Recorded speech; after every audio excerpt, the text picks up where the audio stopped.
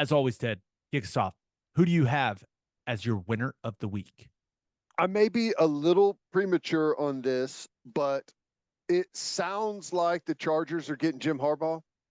Um, they've been through a couple of interviews, says it's moved past the salary phase, and they're just kind of buttoning up some things. Maybe it doesn't end up happening, but it's starting to really look like it. And with a young quarterback that looks like he's going to be really good in the league for some time, I think it's like if you're gonna take a job in the NFL right now, that may be the one to take. And you're getting a coach that's just won a national championship, taken a team to the Super Bowl previously. That's big time if this ends up going through. I know he was in San Francisco before, but can you think of a more awkward combination than Jim Harbaugh in the LA media? No, I, absolutely. and this is I do not know the answer to the question. Do people even care about the Chargers in LA? No. I don't even think they care about the Rams in LA. They went to the Super Bowl not too long ago. They won the Super Bowl not too long Yeah, ago. yeah. I just don't know. He is It's I different, just man. wonder what the cultural fit's going to be like. Probably terrible.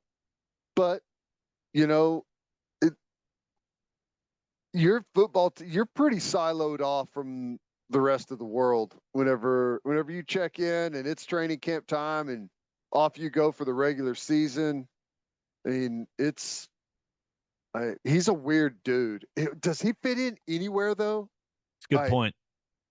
he's totally marches to the beat of his own drum, but I like his style, kind of the old school. I really liked whenever he was at the 49ers, what they did with that offense and that defense. They've got some really nice pieces there.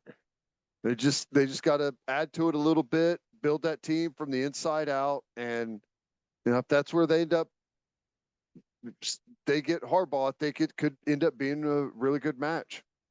I am interested to see what his defensive coordinator ends up looking like. I don't know if he'll just take Minner with him from Michigan or how that will work, but that's been the problem under Staley for the Chargers.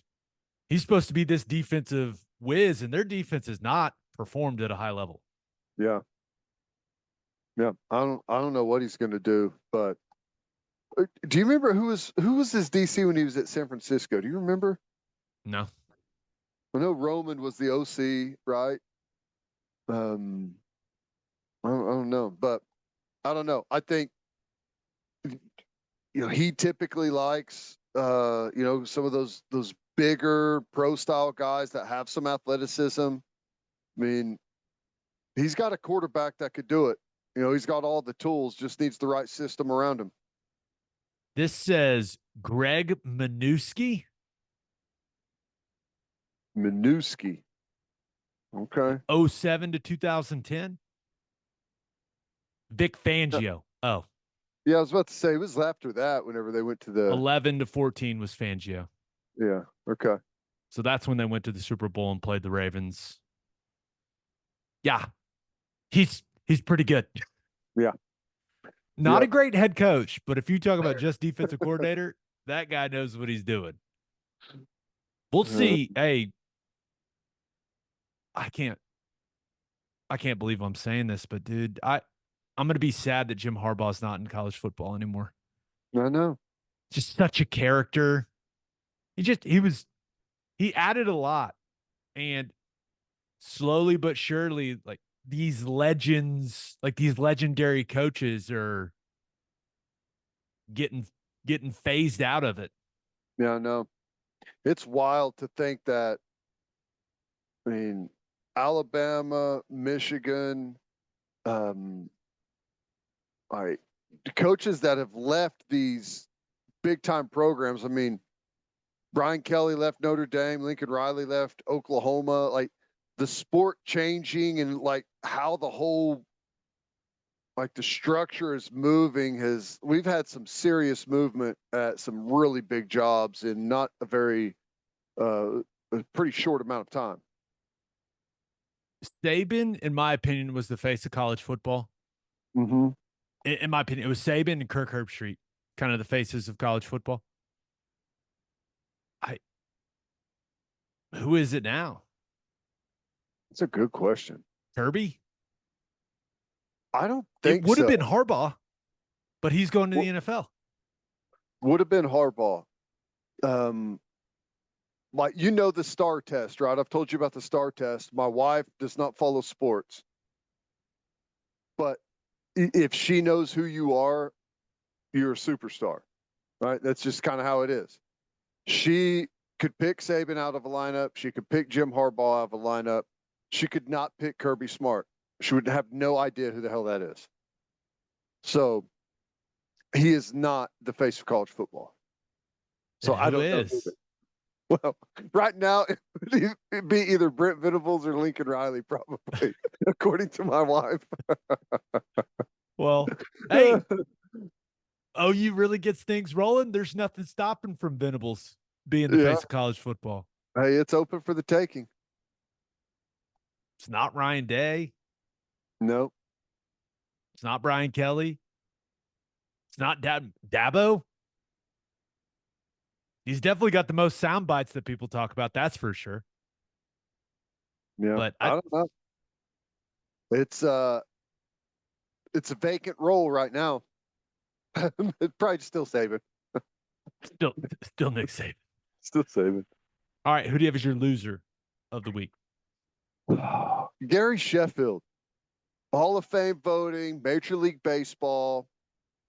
Gary Sheffield's last opportunity to make it. You've got to get 75% of the vote. He did not get 75% of the vote, which means the only chance that he will be able to make it will be by special committee at some point or something. I mean, I guess it means it's probably not going to happen. And he absolutely should be in the Hall of Fame. Numbers are fantastic. Here's what I think is most striking. He almost played Major League Baseball in 4 different decades. His first year was 1988. His last year was 2009. I was 7 when he started, and when he quit, I had already played my last year in the NFL. That's insane. Isn't that crazy? It's just incredible. The Baseball Hall of Fame, those voters are ruthless, man. I know. They are. They are. If you've got his numbers and you've got the little bat, I don't even know what you call that. It's more than a wiggle. It's a wave, the bat wave. Like everyone Yeah. knows. It goes back to what you said about Tiger Woods' swing, the silhouette. Yeah. If you did a silhouette of Gary Sheffield's approach at the plate, everyone that watches baseball for the last 40 years would go, that's Gary Sheffield. I don't even need to see him. I know that's him. That's right. Yeah, I was disappointed in that. He was always one of the guys that I like to watch, and whenever you see some of these guys, it's their last opportunity, and he was close. You need 75%, and I think he was like 68, 69% of the vote this year. I don't know what he was in other years, but that sucks. I hated that for him. Yeah, that's a bummer. Let's get to my winner and loser.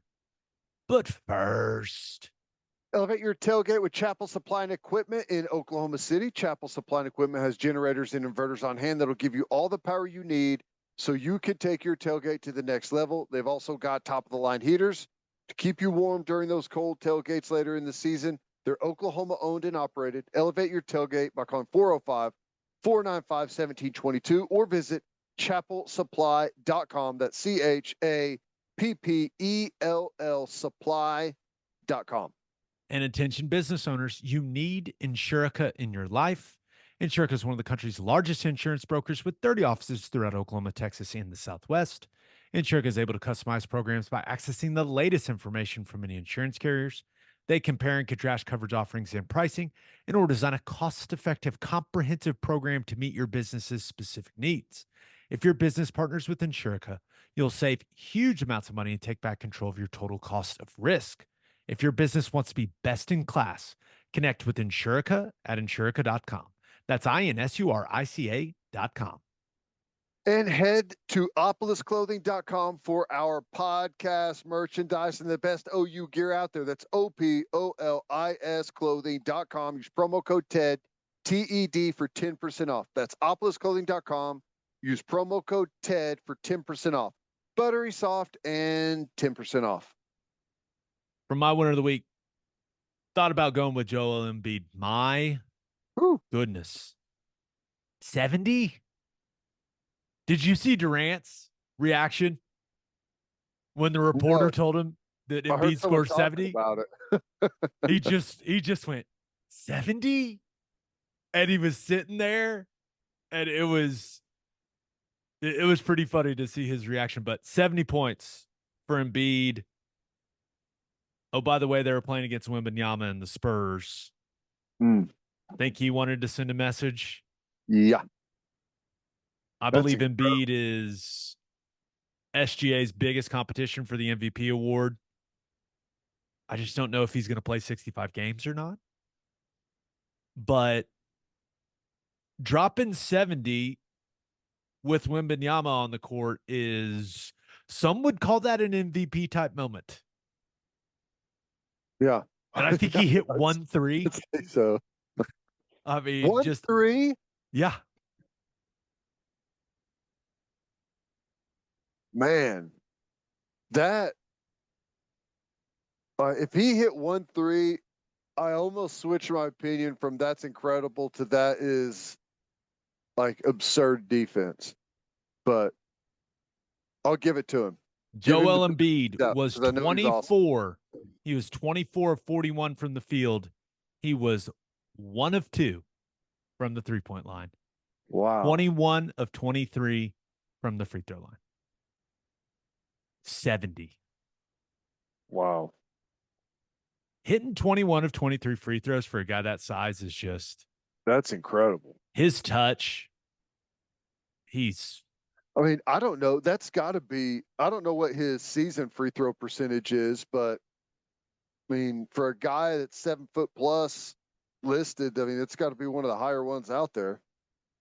Oh, there's no doubt about it. He is currently 88% free throw shooter. Pretty salty. Shot at 85%. He's always been a good free throw shooter. I mean, he's a good free throw shooter. He's good at basketball. 70. Wow. My goodness. But my winner of the week, the National Football League. Ted, did you see those numbers for Chiefs Bills? Yeah. Big time. That game last weekend averaged 50.39 million viewers. That is a new record for an NFL divisional playoff game. And there was a 15-minute window. Saw this from Peter Schrager. 15-minute window between 9:15 and 9:30 Eastern Standard Time. Over 56 million people were watching that football game. Jeez. The NFL remains king. I don't know how much Taylor Swift had to do with it. I don't care. That's a lot of people, dude. That's crazy. And I mean, just think about that. I want to say that there is only a handful of games in college football this year that were over 10 million, right? Maybe the semifinal and national championship were well above that. I'm sure they were, but they all involve Ohio State and Michigan typically, and Alabama.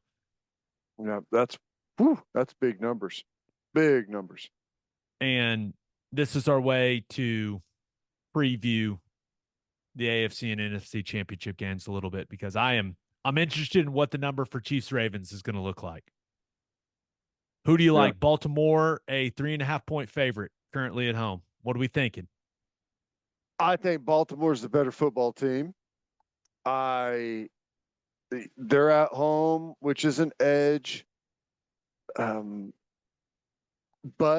the Chiefs find a way to get it done, man.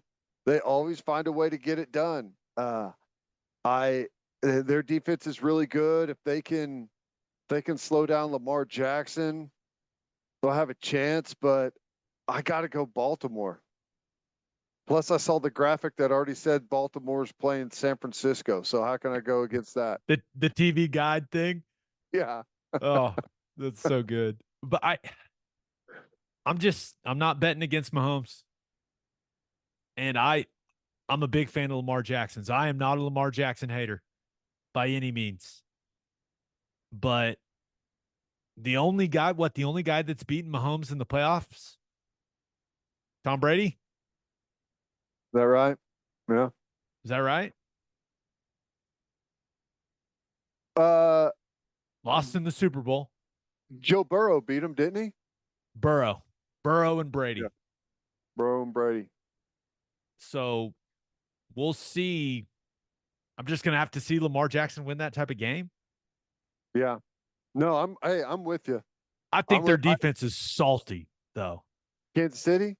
No, Yeah. Baltimore. Oh, Baltimore. Yeah. Well, yeah. Their defense is awesome. Great in the back end. Safety's incredible. Two really good backers. Both of them run sideline to sideline. I mean, tons of great plays. Really good pass coverage. Yeah, it's going to be a great game. I mean, I I'm going with Baltimore just because I think they're a little more well-rounded. But it is kind of dumb to pick against Mahomes. The Ravens defense looked awesome versus the Texans, but if there's anyone that can carve them up, it's Mahomes. And I think those wide receivers seem to be playing with a little Yeah, more confidence for Kansas City. Kelsey's been good. Rice has looked really good. But I just don't know what to expect from Baltimore offensively. Is Mark Andrews going to play? supposedly. I mean, If you have to defend Mark Andrews, even if it's not a 100% Mark Andrews, 80% Mark Andrews is still a hell of a tight end. yeah, The likely guy has been playing out of his mind for them at tight end.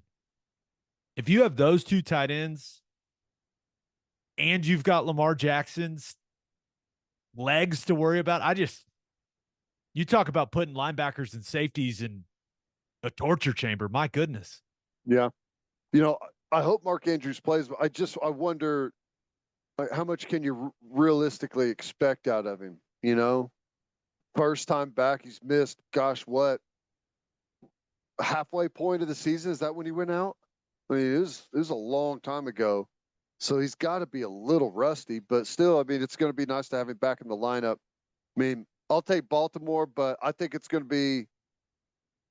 I think it's going to be last team that has the ball wins it. I'll take Kansas City. What about the NFC Championship game? Is it weird that I'm surprised that San Francisco is such a big favorite? 7? Well, What am I missing? Detroit playing outside. They've only played outside a handful of times. Um, I don't think that it's like I don't think did I see like they haven't played outside in like 12 weeks or something like that? Something crazy. And I mean, I don't think the weather's going to be bad, but I it's going to be different. It's going to be a factor. I think San Francisco's the more well-rounded team. I think they've got too much star power on offense. Defense, it's going to be awesome to watch that offensive line go up against the defensive line for the 49ers and I'll take San Francisco. I want Detroit to win. Same. I'd like to see Detroit in the Super Bowl. I think that'd be awesome. Feels like they've got kind of I don't know, America's team or whatever. Everyone's kind of behind the Lions right now. I'd like to see that story. Awesome. I love Campbell. Seems like a really fun group. I love Aiden Hutchinson. I mean, yeah, I think San Francisco wins it, but I'm pulling for Detroit.